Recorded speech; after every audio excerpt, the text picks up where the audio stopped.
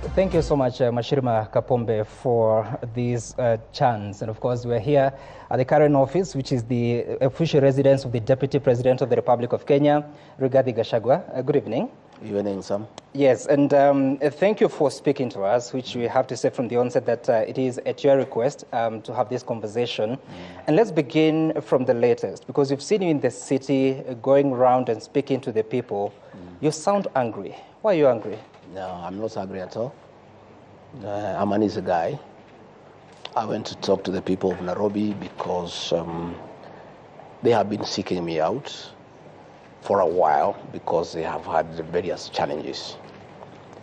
And at Wakulima Market, at Kekoba Market, at Muthurwa Market, the traders at Nyamakema, the touts and drivers at Tirum, they have been seeking me out over various challenges where they feel that they have not been treated very fairly by the county government of Nairobi. Right.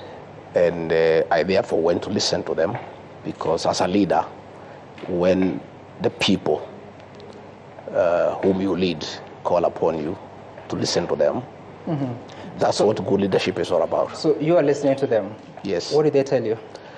There are very many challenges at Wakulima Market over forceful eviction to Kagudo Road after having been there for almost 30 years without adequate public participation. And I think 2 weeks ago, there were attempts to forcibly evict them, and they are quite unhappy. And they wanted some intervention. Again, at Muthurwa Market, they have had challenges over health. There are hazardous challenges in terms of garbage collection, in terms of lack of water, lack of sanitation, and they would want some intervention. Again, at Kekoba Market, there has been challenges about threats to evict them from where they have had their livelihoods for many years. And they wanted me to listen to them and try to see what intervention we can make. Basically, it was a day for me to go and listen to these people because they have been looking for me for a while. But what will you do? The city has a governor who has explained that they are not necessarily evicting the people from that market. It's only that those that are excess need to move to a different location. What solution will you offer? Well, the fact that they are looking for me means they are not satisfied. Because if they were satisfied with what they have discussed with the governor, then they do not have to look for me. People do not agitate where there is no cause. So the fact that they wanted me to listen to them means that they have not, their issues have not been addressed to their satisfaction. That's what I'm asking, because the city is under the leadership of the county government. What will you do as Deputy President? Well, mine is to profile the matter and bring it to their attention because it's important. You see what is happening. Why those people look for me is that when the governor of the city of Nairobi was seeking for votes, I held his hand and I went and talked to those people. And I asked them, because they know me and they trust me, that he'll take care of them. And once they feel that they have not been taken care of, they have come to me. Because I was guarantor to Governor Sakaja that he would take care of What does that mean, guarantor? Guarantor is like when you go to a bank and you want to take a loan, and you don't have security, somebody else can come and offer his title deed for you. I went because those are people who speak my language and talk to them in my local language, and they wanted an assurance. They say, this Johnson Sakaja, Bwana Gachagua, we don't know him well. Do you know him well? I said, yes. Are you telling us that if we give him our vote, he'll take care of our business interests? I said, yes. Are you giving us that assurance? I said, yes. So I gave that assurance, like all you do when you are campaigning for somebody. And therefore, when probably they have felt that the governor has not treated them well, as a guarantor of Governor Sakaja, they have sought me out and asked me questions, hard questions. That's what I'm asking. What are you going to do? Because there's separation of powers. The fact that we are discussing the matter with you here just hold on, Deputy President. The separation of roles between the national executive and the county executive is quite clear. You cannot supervise a county government, can you? I am not pretending to supervise the county government. Advocacy is part of governance. The fact that the matter is being discussed here is good enough. It means the matter has gotten the right attention. I've seen the governor has written a big reply. That is good enough because If I had not gone there to listen to them, he would not be replying to that matter. The fact that the matter has been brought to light is good enough. And that is what leadership is all about. Because at my level, I've given it high profile. Everybody knows there's a challenge. The governor knows there's a challenge. It's incumbent upon him now to deal with that challenge. But I have undertaken, my rightful role as guarantor to Governor Sakaja to those people by going there and give them an ear and listening to them. And because of the publicity that has gone with the tour, the matter now is under discussion, which is a good beginning point. Okay, interesting. And of course, we'll get back to that later on. But first, that was not the only issue that you were talking about while in the city. You also said a few things that I want to reference just a little bit. Mimi siwezi kubali mambo ya uongo, ndio kwa maana wananipiga vita. Kama mko na shida na mimi, kujeni munishtaki kwa wananchi. Who are you talking about?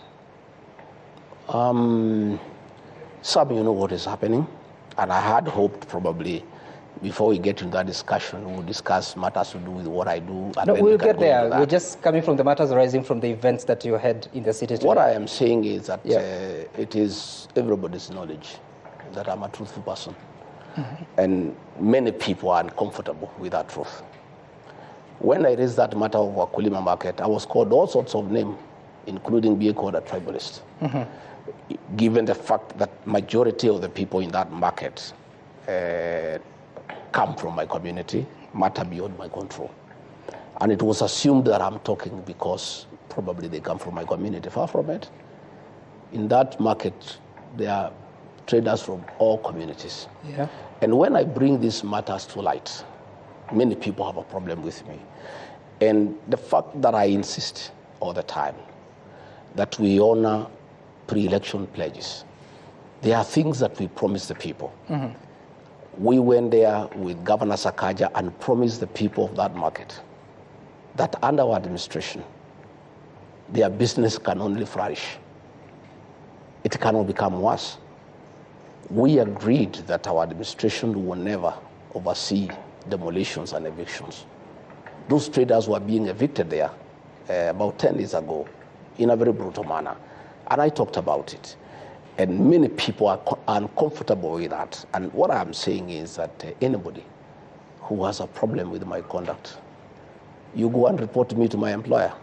My employer are the people of Kenya. These are the people who employed me. Go to them and say, well, regarding Gachagua, Deputy President, is becoming a nuisance. He's complaining that you people are being harassed. We want to report him to you and ask him to shut up. And he shouldn't keep on bickering and saying that you people are being mistreated. That's what I was saying. Those are my employers. You go and report me to them. You said that the people that trade in Wakulima market are not necessarily from one community. But then again, in some of those instances, you spoke in your mother tongue, Yes, Kikuyu. I did. And some are using that to say that you're being a tribal leader. I did. I spoke in my mother tongue. When I looked for votes for Governor Sakaja, I spoke in mother tongue. He didn't have a complaint. He was quite happy. He was all smiles. You see, some communication is not what you say, it's being understood. You talk to a people, to a language that they understand better. When I was looking for votes for President William Ruto, for Governor Sakaja, in meetings where the majority are people from my community, I spoke in my mother tongue. I don't know why people are having a problem now that elections have been won. When I speak to people in the language I used to speak to them when we were looking for votes. What was good then is still good today. But that time you were not deputy president. Now you are a national office. But that does not... Just hold on. The president is a symbol of authority. I mean, a symbol of unity in the country. You are the deputy president, principal assistant. Maybe you would be held to the same standard. Does it not bother your conscience? Not at all, because the fact that I'm deputy president does not diminish my heritage and where I come from and my language. My language still remains intact. And some, let me tell you, communication is about being understood. It doesn't matter what language you speak. You speak the language that people understand. Even if more than 40 communities of the Republic do not understand what you say. But they were not in that meeting. But they're hearing you. But the people you are addressing, we were addressing specific issues in Wakulima Market. Those issues are specific to those people. You talk to them the language that they understand most, so that you agree and you understand each other. You've just told me that the Wakulima Market is not just the Kikuyu community. There are other communities that trade there. I spoke 70% in Swahili. Yeah. And 30% I spoke in Kikuyu because the majority asked me to speak in Kikuyu. We have some mothers there who don't understand Kiswahili properly. We have some old men who have lived there in that market who have not lived in that market for a long time. And they told me, our son, we want to hear, what are you telling us? What assurance are you giving us? And when I went there, I talked to them in my mother tongue for them to vote for Governor Sakaja. It cannot be when they are crying, when they are complaining. I cannot talk the same language that I talked to them when I was appealing to them to vote for him. You said, wale wanaopanga hii upuzi wasiharibu hii Kenya. Hii Kenya imekuwa na matatizo mengi, wakijaribu hiyo maneno, Wakenya hawatakubali. What is being organized? Nini inapangwa? You know there are many schemes that are going on every day. You have seen meetings. You have seen meetings of trying to divide the people of Mount Kenya region. You have seen meetings of undermining the deputy president. You have seen people being called and being offered money to impeach the deputy president, to remove him from office, and all that nonsense that is going on. And I was saying, you see, some are elected by the people. And I asked the people directly whether they have a problem with my leadership. And they said they don't have. I drew my mandate directly from the people. And what I was saying, anybody who has a problem with my leadership, anybody who has a problem with my conduct, has every business to talk to my employer, the people of Kenya. Okay. Those are the people who make decisions over my conduct. Those are the people who can appraise my performance. Those are the people who can give an opinion as to what they think I'm doing, whether it's right or wrong. Okay. You're saying that people have been offered money to remove you from office. How so? It's the worst kept secret in Kenya. I leave it at that. No, but you're talking about it. How much money has been offered? Well, it's neither here nor there. No, it is. I think let's go for more informative discussion. No, we will get there, Deputy President. We just want to dispense with this because you're the one who is saying it, that people are being offered money. Indeed, that's a crime, isn't it? Yes, of course it's a crime. So who is offering the money? You know. No, I don't know. You get to know. I don't know, Deputy President. You get to know. These things will come out as in the fullness of time. These are things that will come out in the public domain. Why would they want you out? I don't know. I don't know. What are they telling you? They'll tell us. When they want to get us out, they'll tell us. They say that I'm high-headed. Yeah, that I am too people-centered. That I'm listening to people too much. That I am asking people to listen to what Kenyans are saying. I don't think it's a crime. I think leadership is about the people. And for you to be a good leader, you need to listen to the people.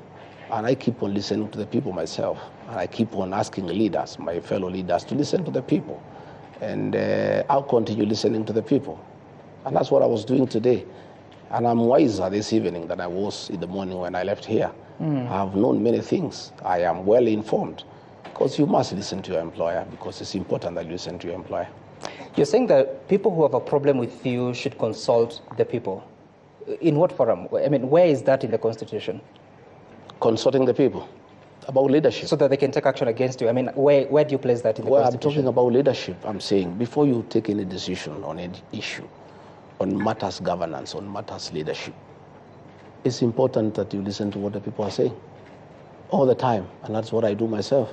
I don't, even the Constitution, 2010 Constitution, gives public participation as an integral part of our governance structure. That anything that affects the people drastically, you need to listen to them. You need to go to them. You have seen many things going to court and being thrown out for lack of adequate public participation. Public participation is part and parcel of our life in this country, and more so in matters leadership, in matters governance. Deputy President, who told you there was a plan to impeach you? I am a consumer of information. When you call people, and you may talk to many people and tell them what you want them to do, and you think that you are keeping a very big secret. We get to know these things when the meetings are going on or immediately after the meeting. Meetings have been held in Nyahururu. We know what was being discussed. Meetings have been held in Kitusuru, in the house of a cabinet secretary. We know what was being discussed. We know the amount of money that exchanged hands. How much All these things are in the public domain. How much? Never, don't worry. Are you interested in the money yourself? Don't worry about, I don't think anybody will offer any of that money, so you shouldn't be worried about the amount. But all these things that are happening, people know, and some. Now, let nobody underestimate the intelligence of the Kenyan people. The Kenyan people are very intelligent people, and they have come of age. And as I listen to people today, even when I was going to explain to them what is happening, they said, no, don't even bother. We know. Deputy President, the interesting bit is that you're revealing information, but halfway. You've just now revealed there's a cabinet secretary who hosted a meeting in Kitisuru. Who hosted the other meetings? Who organized them? Some have told you. Deputy President, the interesting bit is that you're revealing information, but halfway. You've just now revealed there's a cabinet secretary who hosted a meeting in Kitisuru. Who hosted the other meetings? Who organized them? Some have told you. You have seen the meetings yourself. I've just told you what was being discussed inside those meetings. I'm giving you info on what was going on. You are aware of the meetings. The only meeting I know about is of the members of parliament that came out and said that their leader is now... That was not the real issue. No, the real issue is what I'm telling you about. In that meeting, it was discussed that they're going to be... The one that was held the whole night in Nyahururu. The whole night, that was what came out is not the real issue. The one of dividing the mountain into two, the one of looking for another leader, that was not the issue. The issue is how you can force a deputy president out of office. That was the issue. It was the real issue that was being discussed in that meeting. And people know, and they reported to us, many people, most of them were coerced into that meeting. They were intimidated in 15, were not even there. And most of them, the Honorable Mother Wangari, denied that she had not participated. The Honorable Munyoro, the MP for Kegumo, wrote a letter saying he was not part of it. There was a lot of coercion, there was a lot of intimidation, there was a lot of bribery. Coercion from who? Yeah, for those who have the capacity to coerce. Who are those? Pressurize. You can describe them without naming. You know them. I don't know. Well, Deputy President. You live, you get some, you are an adult. You have been around for a long time. I can confirm I am, yes. But I don't have that information. No, you do. You will find out with the time. And as these conversations are going, because you're saying that there are people who are refusing that they were part of that meeting, there are those that accuse you that you bully people, that you don't listen to the people. In your own county, home county that is Nyeri, I think most of the members of parliament, if not all, have stepped away from you. Why is this? I don't bully anybody. I'm just truthful. I ask members of parliament. Let's unpack that. What does truthful mean? I just ask the members of parliament to listen to the people, to listen to the ground. They call that bullying. It's not bullying. It's just being truthful. People don't want to be told the truth. We have a problem in this country. People want to live a lie. Those members of parliament from my county are very good people. But they had a lot of coercion and intimidation. But it doesn't, just being truthful. People don't want to be told the truth. We have a problem in this country. People want to live a lie. Those members of parliament from my county are very good people. But they had a lot of coercion and intimidation. But it doesn't really matter. What matters is that the Nyeri people, I was there the other day, are with me. 44 members of the county assembly are with me. The governor of Nyeri is with me. If the MPs want to be intimidated and be coerced to seem to fight me, that's up to them. They have a date with the people of Nyeri in the fullness of time. And I'm really not bothered by there these are things. reports that, Mr. Deputy President, you're working with opponents of sitting members of parliament to decampaign them ahead of the 2027 election. I am not working with any opponent of anybody. What happens, Sam, is that nature abhors vacuum. If I go to a meeting and a member of parliament doesn't turn up, another character who is interested in leadership turns up, you cannot chase him away. I am a people's person. Nature abhors vacuum. I have no candidate. I have no candidate. I have not looked for anybody to campaign anybody. What I cannot do for sure, when I go around the country, I cannot stop Kenyans to accompany me to wherever I am going. If a member of parliament is there, he or she is given a chance to say hello. If he is not there and there is somebody else who wants to say hello, they are allowed to say hello. That's the way it goes. Yet, some of them claim that you're forcing them to attend meetings. I don't force anybody. Case in point, the member of parliament for Nyeri Town once told me in studio that you had invited him to join you in a meeting, and he excused himself saying he was committed elsewhere, only for you to go and speak ill of him. I have no capacity to force anybody to attend my meeting. Meetings are voluntary. My meetings are very well attended because I have a huge following. Any clever politician would attend my meeting. If he or she chooses not to attend, I have nothing to do with it, and I don't complain about it. You know, all I say is that if you want to come, my office, as a matter of courtesy, informs every elected leader of my tours around the country. The decision whether to attend or not, or whether to attend or not to attend, is your decision as a leader, and I will not take offense for you not coming, because I have nothing to do with you. You know, I heard somebody saying that that I'm unhappy somebody has not come to accompany me to church. Sam, what you need in church is a priest, the choir, and the congregation, and the service is on. Whether a member of parliament is in church or not, that will never dilute the quality of the service.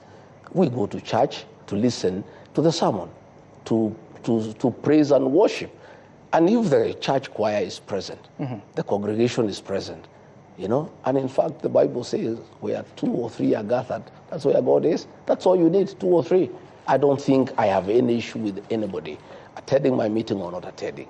I am not bothered, really. Okay. You're not bothered, you say. Yet, if, as you say, that there are plans to impeach you, if an impeachment motion makes its way to Parliament, you will need members of Parliament to make a case for you, because it is them that vote. That is their decision, Sam. My position is very, very clear. I was elected by the people of Kenya, okay? It is the people of Kenya who will confirm whether I'm working well or not. But if members of Parliament... How will they decide? If members of Parliament are persuaded, intimidated, coerced to remove me from office, so be it. The matter is there. It's that simple. There are no issues. One, I have no capacity to coerce any member of Parliament. I have no capacity to intimidate any member of Parliament. I have no money to bribe any member of Parliament. If members of Parliament want to impeach Deputy President Gachagua, so be it. If they have issues with him that are constitutional, that meets the threshold, and they want to go ahead and send him home for whatever crimes he has committed, there's nothing Gachagua can do about it. That is their purview. Yet, Deputy President, including the meeting that you're attending today in the city, some of the members of Parliament you're working with were saying that we have seen the dog, now we want to see the owner of the dog. What does that mean? You can ask the ones who made those It has been repeated in several meetings that you attend. Well, I did not make those statements. Those are questions you can ask those who made Are you concerned that such kind of language is being used in your presence? Well, all kinds of languages I've used in many meetings, including where I am personally abused. And that is what is happening. The country is in that mood of abuses, of tough talk, of campaigning, and there's nothing I can do. I have not studied it. Does it bother you? It bothers me a lot. So what are you going to do about it? Well, it's up to our boss to decide what should be done, because he is our party leader. He can call a PG and bring down the political temperatures, tell the members of Parliament to stop attacking each other, ask those who accompany him who abuse the Deputy President to stop, because if he told them to stop, they'll stop. Ask them to stop these night meetings. If he told them to stop, they'll stop. By your boss, you mean the President? Yeah. If he did, they'll stop. It's really him to provide leadership so that the country can go back to work. We have many challenges as a country. We have promises that we give to the people of Kenya. We have stored projects that needs to be completed. We have pending bills over 900 billion that we need to pay. We have housing program. We have health issues. We have issues of business. it is unfortunate that the country has been put in an election mood. You know, people are just talking about politics, how they'll impeach so-and-so, how so-and-so is useless, others are calling others snakes. There are all sorts of things that are going on. It's really upon the President of the Republic of Kenya, who is also our party leader, to put his house in order. What responsibility do you take for what's going on?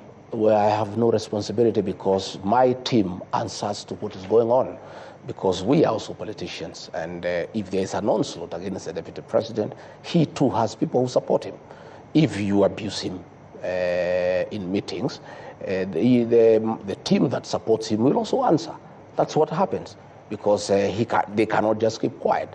So it's upon our boss, President William Ruto, to call his house to order. Have you spoken to the president? Yes, I've talked to the president several times. And I've asked him to call his house to order. Yeah, he's here to do it, and I trust he'll do it, because the atmosphere we are having, the environment we are having in the country is toxic. Kenyans are very unhappy about what is going on.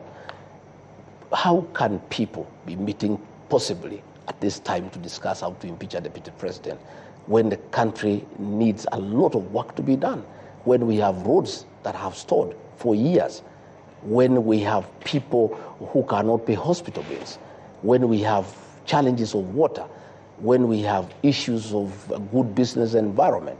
How insensitive can we be to the Kenyan public that we can sit to discuss on how to dispose of a deputy president who is in office when there are very many issues of very great concern to the people of Kenya? I would rather, if it were possible, all of us to agree to go back to factory settings and be very fair to the people of Kenya. We were just elected 2 years ago. We have not delivered on the promises that we give the people of Kenya.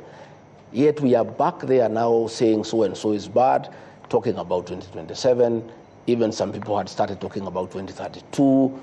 People are looking for running mates. People are saying Gachagua will not be this, so-and-so will be this, so-and-so can join with the so-and-so.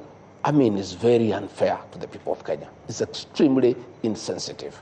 And I would rather, if it is possible, our boss, President William Ruto, to call his house to order. Okay. Because if he called his house to order very decisively, this house will get into order and people can go back to work and everybody can do his work.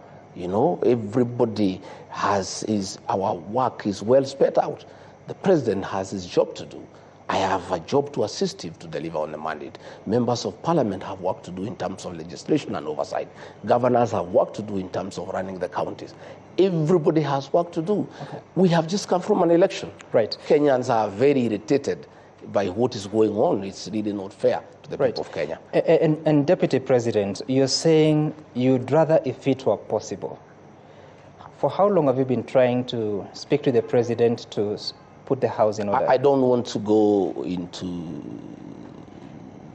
the issue of discussing my boss, the president, but I have told you I've raised the matter with him. I would rather we leave it there. I believe in the fullness of time he'll appraise himself on the situation that is in the country. But you also expressed doubt when you say you'd rather if it were possible. Yeah. I have asked him to put his house in order. So I believe he'll put his house in order, because what is going on is not sustainable. It is not right. It is very insulting to the people of Kenya, really, to get the country into the kind of toxic politics that is going on, the kind of insults on the altar that are going on, the kind of disrespect to the deputy president who is elected by the people of Kenya, in front of the president, in front of of churchgoers. What is going on is very, very unhealthy. It is not right, and it should come to an end. Okay. And as you say that, so how is your relationship with the president? My relationship with the president is okay. We have got a good working relationship. What does that mean? We work well. But you're asking him to do something because your career is on the line here, and it's not happening. My career is not on the line. By the way, Sam, those things don't bother me. I'm a very simple guy. I just came here the other day. For 57 years, I was there doing well. If today members of parliament and senate decided that I go home, my home is a few meters from here. My clothes here will not even fit in a pickup. I just take and leave. It's not that. It's about the people of Kenya. It's not about impeaching Rigathi Gachagua. If your relationship... It's what it will do to the country in terms of political stability. This is a deputy president who is elected by 7.2 billion Kenyans, who has a following of some one kind or another, and who have some people who believe in him. And we are having a country that is having challenges economically. We're having people feeling low, feeling down. And then you want to come and poison the political atmosphere. I don't think anybody wants to go into that direction. But if that's the direction whoever is raging wants to go, so be it. There's nothing I can do. The matter is beyond my purview. You know, let whoever wants to go ahead with it, go ahead with it. All we are doing ourselves is we'll inform the people of what is going on. And that I will do, by the way, because I have a responsibility also. You know, I'm elected. And going forward in the next few weeks, I'll be talking to my supporters and telling them what's going on, what is being planned, what is likely to happen, so that they are aware. You see, we are elected by the people. We have a responsibility to always inform your employer what is going on, so that they know, so that they are aware of what is going on, because people wonder what is going on. We have a responsibility as leaders to inform the people, because they are the ones who have given us this job. I was not given these jobs by the president. I was not given by members of parliament. The president nominated me and proposed me for confirmation by the people of Kenya. The people of Kenya, by a popular vote, confirmed President William Ruto's nominee, Rigathi Gachagua, as the right person for the job. Right. But the people who gave me this job are the people of Kenya. And therefore, if there are issues along the way that I find disturbing, that I find that they can cause political instability in this country, that I find they can be intrusive, and they can disrupt our development agenda, they can disrupt our political stability as a country, I have a responsibility to go to the people who voted for me and explain to them exactly what is happening. And that I will do. And I have started today, and I'll be doing that along the way, because I am answerable to some people. I cannot just sit here in Karen. Meetings are going on at night. You know, people are being intimidated. People are being coerced, you know, to disrupt, you know, my term, to stop me from doing my work. And I just sit here. I cannot. I'll go to the people and say, good people, you gave me the job. Are you happy with what I've done so far? Yes or no? Okay. If you have a problem you want me to correct, but my people, this is what is being planned. And it is so and so who is planning it. So when you see it happen, please know this is what is going on. Deputy President, I take note that you keep going back to that conversation about the meetings and the plans that are being made. Do you think the President knows about those meetings? Well, I don't know whether he knows, but many people in those meetings quote him, but he's not there. So I have no confirmation. How do you know they quote him? No, it is reported to me. They say they invoke his name, that he is the one who has authorized those meetings.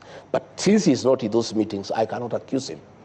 But the truth of the matter is, the way we work as UDA, as Kenya Kwanza, any motion of impeachment in the National Assembly to remove the Deputy President of the Republic of Kenya will never find its way to the House unless the President approves. That's the way we work. Any contentious issue that comes to the National Assembly, the finance bill, this and that, the President will call a PG and say, this is our agenda, can you go and prosecute it? So, even as people are planning, if that motion will ever find itself to the House, it will have to get the approval of President William Ruto. So it will be his motion, because he'll have to approve it. So since we have not reached there, I don't want us to say anything about it. Okay. But that is the truth, because we have a way we work. That is a very heavy matter.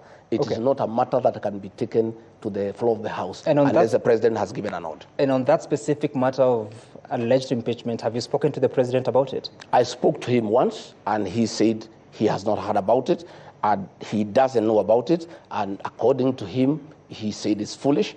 And nobody can try something like that because it can destabilize the country. That's what he told me in his own words. And thereafter, there was a meeting. He called members of parliament, and the matter stepped down. The matter has come up again. I have not asked him again. When I get an opportunity, when he comes back, I'll raise the matter again with him. I will say, Mr. President, a meeting was held here, this was said. A meeting was held here, this was said. What do you have to say about it? Mr. President, you want us to destabilize this country. Are you part of it? What they are saying, the president will pronounce himself on the matter. But I want to say that there is no motion of impeachment against the Deputy President of the Republic of Kenya that can find itself on the floor of the House unless the President of the Republic of Kenya gives a nod. Okay. And again, even if it was to go there, nobody else has the capacity to push it through. It's only the President himself. There is nobody else who can. Getting 233 members of parliament, it's only him who can push it through. But that's another discussion for another day. Don't you think that's a problem? Because the Constitution of Kenya has separation of powers between the executive, the judiciary, and the legislature. Are you admitting that parliament is controlled by the president? What I'm saying in Mata Kenya Kwanza UDA, serious contentious decisions are agreed in a PG convened by the president. You saw the finance bill, he's the one who was driving it. So that tells you the way our PG works. Anything contentious, anything with serious national implications will have to get the nod of the president. And I understand the political party democracy, but are you comfortable that a House business must get a nod from the president, including a clause on oversighting the deputy president, in this case, invoking Article 150 of the Constitution? That is the reality of our Kenyan politics. Do you see a problem there? That is the reality, that all major decisions, all legislative agenda for our administration that needs to go to the National Assembly, the president normally does a lot of lobbying, sits with the members of parliament, takes them through, gives the points for or against, and asks them to support. That has been the practice. And it did not start with the President William Ruto. It's as old as history. Because every government has a legislative agenda. So the president will call his PG and whip his members into a certain direction. You know, you sat in parliament the last term. Would you have been okay for President Uhuru Kenyatta to control how you are going to make decisions in the House? Well, in matters government agenda, it is right because the party that is in power has a responsibility to ensure that the president and his administration succeeds. And they have a responsibility to support his legislative agenda. So it is important that once in a while, when there is important matters of government before the House, the president will convene a meeting and persuade his members why they need to support that legislative agenda, and he will whip them into action. There's nothing wrong with the president whipping his people in a certain direction. So when is the last time you got instructions from the president on executing your mandate in terms of assisting him? No. I have clear duties given by the president in Executive Order number 1 of 2023. Yep. The president doesn't give me day-to-day instructions.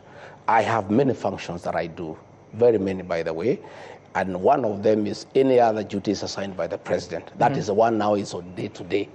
So when is the last time you got such kind of an assignment? I think I was in Nyeri, agricultural show last Friday to represent him. I was in Mombasa the other week to represent him in the agricultural show. Those are functions assigned to me by the president on a day-to-day basis. Okay, all right. And that weekend, particularly on Sunday, you were expected at an AIPCA church event that the president was attending. Instead, we saw you at the Our Lady of Sorrows in Kirinyaga. Why didn't you show up for the other event? No, I think people talk from ignorance. There were two functions. Yes. That the president was expected to attend, one in Kirinyaga and one in Nyeri. Two functions. They were in his diary, and aligned my diary with the president's diary. And therefore, I was in Kirinyaga to receive him. When I was in Kirinyaga, I was informed that he had changed and he would attend a function in Nairobi. So I purposed to attend the one in Kirinyaga and join him in Nyeri later. But the function I attended was the Catholic Church. The Catholic Church Mass takes 2 hours and can never be interrupted. So I sat through the Mass. By the time the Mass was over, the president was already in Nyeri. Okay? So I could not leave the Mass halfway and go to Nyeri. So I decided now that the president is already in Nyeri. Even if I left Kirinyaga and tried to fly to Nyeri, I'll find he's leaving. So it will not make sense. So I decided to stay in Kirinyaga and represent him. By the way, he was the chief guest in Kirinyaga, and there was even a plaque. So I sat through, and even the presidential dais was there. I sat there through, But I think some people, some mischievous people in Nyeri who works around the president, put an empty chair, knowing very well I'm in another function, and took photographs just for mischief. You know what happens in the presidency. There's a lot of mischief around. You say mischief, but that seat was next to the president. Yeah. It was there, but everybody, my protocol people said I'm in Kirinyaga, so it was unnecessary to put a chair there that is empty when I'm not there. I was in Kirinyaga, and everybody knows I'm in Kirinyaga. So they should have removed the chair or get somebody else who have. Had you confirmed that you'd be in the Nyeri event? Yeah. Had you confirmed that you? Yes, I had confirmed I'm in Nyeri. So it is in order for them to put a chair there? No, but we give information that we cannot make it. The minute the president arrived, before I left Kirinyaga, it was logistically not possible for me to go to Nyeri. We have information that part of the reason why I didn't go to Nyeri is because you got intel that there are people who had been organized to heckle you. No, your intel is wrong. Nyeri is my home. Even if there was anything in Nyeri, how can I not go to my home? Nobody, for the avoidance of doubt, can heckle me in Nyeri, in the Mount Kenya region. Nobody. I attend all functions. Yep. I attend all functions, and I don't need to organize anything. Okay. So that intel you have is wrong, is mischief.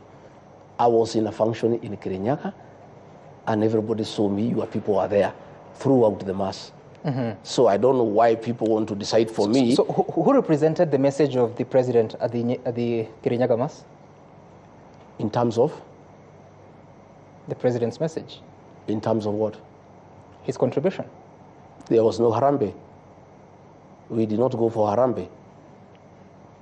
What did the governor of Kirinyaga say? She said the president has given us some money, which is okay. There's no problem. Don't you think you should be the person to deliver such a message? Well, that's the decision of the president. I cannot decide for the president what he wants to do with his money. That is his money. I have no right to ask the president to give me his money to take where he wants to take it. If the president was to send Anwar Igboho to a meeting where I am with his money and not send me, that is his decision, and we must respect it. Does that show a good working relationship between the president and the deputy? I don't know. I don't read much out of it. You don't? Because I was not going for Harambe.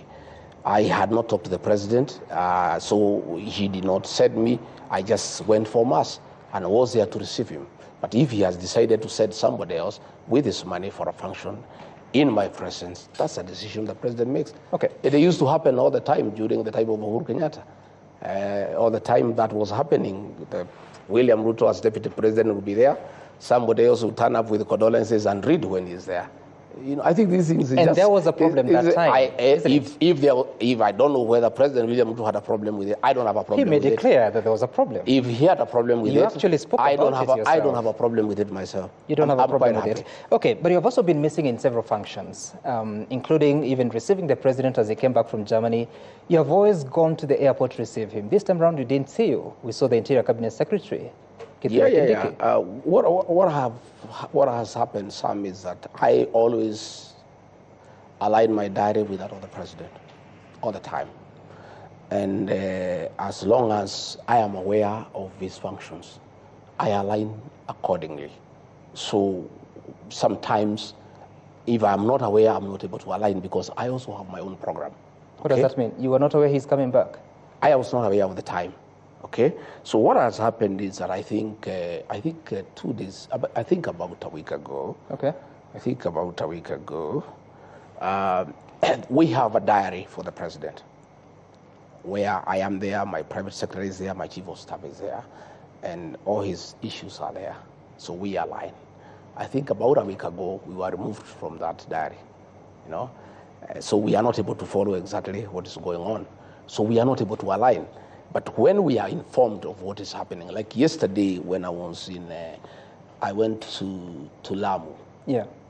For the funeral of the deputy governor of Lamu. Yep. who is a good friend of mine, and I am also in charge of intergovernmental relations, so matters devolution are my purview. When I was there, a letter came that I am needed at State House for the swearing in of the Inspector General of Police, but I was already in Lamu. Yeah. So it was not logistically possible for me to leave Lamu and attend. So when I'm aware of where the president is at what time, I'm always there. If I am not aware, then there's nothing I can do about it. All right, Mr. Deputy President, we'll be taking a short break, but you'll come back to that particular part that you're talking about. You no longer have the visibility of the diary, but of course you're watching the conversation with the Deputy President of the Republic of Kenya, that is Honorable Rigathi Gachagua. We'll be back shortly with this conversation on so many other issues, including the new look government and what the mandate of the Office of the Deputy President is and what he has been doing about it. Stay tuned.